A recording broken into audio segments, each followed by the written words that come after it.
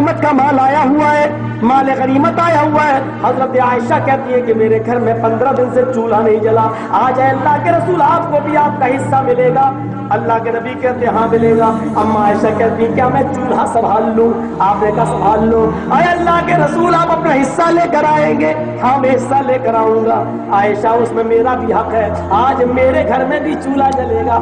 عائشہ خوش ہے، آج میرے گھر میں بھی چولہا جلے گا، آج میرے گھر میں بھی گوشت پکے گا، آج میرے گھر میں بھی سبزی بنے گی، آج میرے گھر میں بھی 15 دن کے بعد آگ جلے گی، چولہا جلے گا۔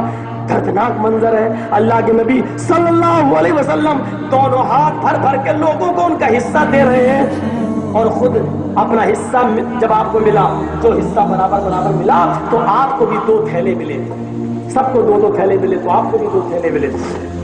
سب لوگ اپنا اپنا حصہ لے گئے۔ اللہ کے نبی اپنا حصہ لے کر آ رہے تھے، ایک ہاتھ میں یہ تھیلا، دوسرے ہاتھ میں یہ تھیلا لے کے آ رہے تھے، اپنے گھر کی طرف بڑھ رہے تھے۔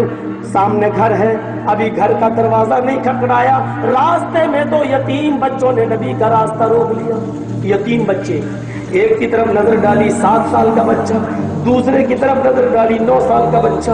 اس بچے نے نبی کا یہ ہاتھ پکڑ لیا، دوسرے بچے نے نبی کا یہ ہاتھ پکڑ لیا۔ ایک نے کہا اللہ کے رسول میری ماں نہیں ہے، دوسرا بچہ بولا اللہ کے رسول میرا باپ نہیں ہے۔ ایک بچے نے کہا اللہ کے نبی میرے گھر میں 5 دن سے چولہا نہیں جلا، دوسرے نے کہا اللہ کے رسول میرے گھر میں 7 دن سے چولہا۔ نبی نے اس طرف دیکھا 7 سال کا بچہ، اس طرف دیکھا 9 سال کا بچہ، ایک نے یہ تھیلا پکڑا، ایک نے یہ تھیلا پکڑا، ایک نے کہا اللہ کے نبی میرے ماں نہیں ہے، تو دوسرا بولا اللہ کے رسول اللہ کی قسم میرا باپ نہیں۔ اس نے کہا 5 دن سے چولہا نہیں، اس نے کہا 7 دن سے چولہا نہیں جلا۔ ہاتھوں کی پکڑ ڈھیلی ہو گئی اور دونوں تھیلے ہاتھ سے چھوٹ گئے۔ آپ نے یہ تھیلا اس بچے کو دے دیا اور دوسرا تھیلا آپ نے دوسرے بچے کو دے دیا، اور کہا بیٹو محمد کے پاس گھر میں بھی کچھ نہیں ہے، جو کچھ میرا ساسا تھا، جو کچھ میری پونجی تھی وہ یہی تھی، لے جاؤ۔ یہ بچہ یہ تھیلا لے گیا، وہ بچہ وہ تھیلا لے گیا۔ ابن قیم نقل کرتے ہیں محمد رسول اللہ اپنے چہرے پر، اپنے گال پر اپنا دایاں ہاتھ رکھ کر یوں بچوں کو دیکھتے رہے۔ وہ دونوں یتیم بچے نظروں سے سامنے سے گزر رہے، راستہ لمبا تھا، نبی اکرم ان دونوں یتیم بچوں کو دیکھ رہے۔ ایک کی عمر 7 سال، ایک کی عمر 9 سال، ایک کی ماں نہیں، ایک کا باپ نہیں، ایک نے 5 دن سے چولہا نہیں جلا، دوسرے کے گھر میں 7 دن سے چولہا نہیں جلا۔ ابن قیم نے لکھا نبی کی نظریں ان بچوں کو دیکھتی رہی اور آنکھوں میں آنسو آتے گئے، آپ روتے گئے برابر، ان دونوں بچوں کو اس وقت تک دیکھتے رہے جب تک کہ وہ دونوں بچے نبی کی آنکھوں سے اوجھل نہیں ہو گئے، وہ دونوں بچے نبی کی آنکھوں سے غائب نہیں ہو گئے۔ آپ اس وقت تک ان بچوں کو دیکھتے رہے۔ ایک گاؤں کو گود لے لینا بہت آسان ہے، کون اپنے باپ کی جیب سے پیسہ دو گے؟ ہماری خون کمائی ہوگی وہ دو گے، نام تمہارا ہوگا۔ اپنے پیٹ کا حصہ کاٹ کر دینے والا اصل مسیحا کہلاتا ہے، اپنے پیٹ کا حصہ کاٹ کر دینے والا، اپنا حق دینے والا اصل مسیحا کہلاتا ہے۔ ایک گاؤں، ایک شہر، ایک محلہ گود لے لینا، یہ جھوٹی دوگلی اور چوری والی عادتیں اپنی پاکٹ میں رکھو۔ مولوی جرجیس بہت اچھی طریقے سے تمہارے اشارے سمجھتا ہے۔ سیکھو حکومت کیسے چلائی جاتی ہے۔ وہ بچے جب تک آنکھوں سے اوجھل نہیں ہو گئے آپ دیکھتے رہے، اور جب وہ آنکھوں سے غائب ہو گئے تب آپ گھر کے اندر داخل ہوتے ہیں۔ دروازے کو دستک دی، حضرت عائشہ دوڑی دوڑی آئی، خوشی خوشی آئی، آج تو میرے ہسبینڈ، آج تو میرے شوہر بھی مال لائے ہوں گے، سبزی لائے ہوں گے، گوشت لائے ہوں گے، تیل مسالہ لائے ہوں گے، آج میرے گھر میں بھی چولہا جلے گا۔ دروازہ کھولا، دیکھا کائنات کا امام جیسے گیا تھا دونوں خالی ہاتھ لے کر، آیا بھی تو ویسے ہی کہ ہاتھ دونوں خالی ہے۔ اور اللہ کے نبی گھر کے اندر گھستے ہیں، السلام علیکم ورحمۃ اللہ وبرکاتہ۔ حضرت عائشہ کہتی ہیں وعلیکم السلام ورحمۃ اللہ وبرکاتہ۔ اے اللہ کے رسول کیا میں کچھ پوچھ سکتی ہوں؟ آپ تو اپنا حصہ لینے گئے تھے، آپ کا بھی تو اس مال میں حصہ تھا، آپ کو بھی تو مال غنیمت ملنا تھا، آپ کا حصہ کیا ہوا؟ میں کھڑکی سے جھانک جھانک کے دیکھ رہی تھی لوگ اپنے حصے لے کر جا رہے ہیں، میں نے سوچا آپ کو بھی حصہ ملے گا، اب آپ کا حصہ کیا ہوا؟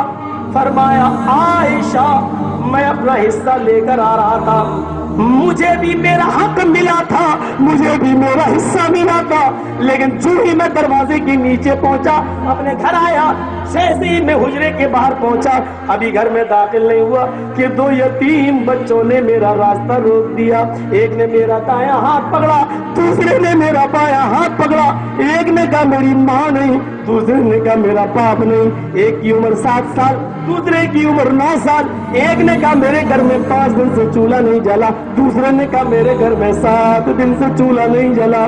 عائشہ ہاتھوں کی پکڑ ڈھیلی پڑ گئی، میں نے دونوں تھیلے دونوں بچوں کو دے دیے۔ عائشہ یتیم تھے، ایک کی ماں نہیں تھی، ایک کا باپ نہیں تھا، عائشہ ان یتیم بچوں کے لیے کیا کروں؟ ان یتیم بچوں کے لیے مجھے کچھ کرنا پڑے گا۔ عائشہ میں نے اپنا حصہ ان کو دے دیا۔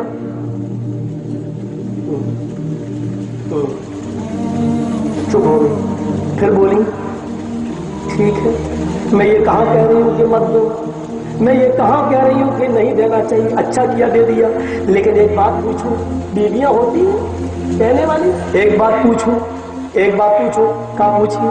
اے اللہ کے رسول آپ نے دے دیا، اچھا کیا یتیموں کو، لیکن 2 مٹھی اگر دونوں تھیلوں میں سے نکال لیتے، تھوڑا تھوڑا دونوں تھیلوں میں سے نکال لیتے تو کم سے کم آج بھر کا تو گزر بسر چل جاتا، یہ تو آپ کر سکتے تھے۔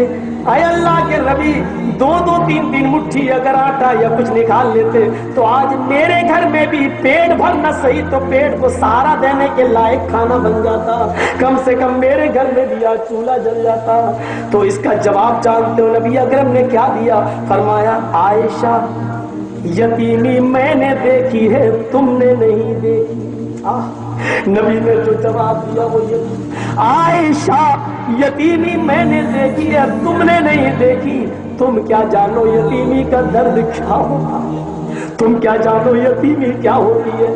عائشہ تمہارے تو باپ ابو بکر بھی زندہ ہے، عائشہ تمہاری ماں بھی تو ابھی زندہ ہے، مجھ سے پوچھو محمد رسول اللہ دنیا میں قدم بھی نہیں رکھے تھے، میں اپنی ماں کے پیٹ میں تھا اور میری ماں کا 7 مہینے کا حمل تھا، یعنی میں 7 مہینے کا پیٹ میں تھا ماں کے، ابھی 2 مہینے باقی تھے اس دنیا میں آنکھیں کھولنے کے لیے۔ عائشہ ابھی میں نے اپنے باپ کا چہرہ نہیں دیکھا تھا، اپنی ماں کے پیٹ میں تھا کہ میرا باپ مجھے اس دنیا سے الوداع کہہ کے چلا گیا۔ عائشہ جس نے پیدا ہونے کے بعد باپ کی شکل نہ دیکھی ہو، اس سے بڑھ کر یتیمی کا درد کس کو معلوم ہو سکتا ہے؟ عائشہ تم نے وہ موڑ نہیں دیکھا جو میں نے اپنی آنکھوں سے دیکھا۔